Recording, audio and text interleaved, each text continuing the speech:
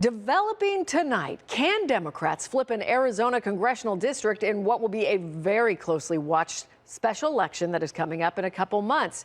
Here to break down the Democrats' chances is our political editor, Dennis Welch. Dennis? Yeah, and this race is really starting to heat up right now. And we're talking about that Congressional District 8. This is a seat that represents most of the West Valley from Glendale out past Surprise, an area that has long been a very Republican stronghold. And of course, that seat was vacated by Congressman Trent Franks last month, who stepped down following reports that he had offered a female staff worker of his $5 million to carry his surrogate child. But over his 13 years in office, Franks, a Republican, easily won re-election, beating his Democratic rivals by an average of 24 points. Now, in fact, the area leans so heavily Republican, Democrats didn't even run candidates against him in 2014 or 2016. But there will be a Democrat this year that is guaranteed, as Dr. Hyrule Tipernini and Brianna Westbrook, a transgender candidate, battle for the nomination. And given the political upsets we've seen across the country recently, Democratic political consultants here say it's not impossible for Democrats to pull off the improbable.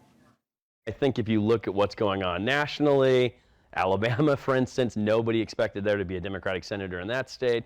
Virginia, some of the legislative races over the past year, it looks like it's a Democratic wave year.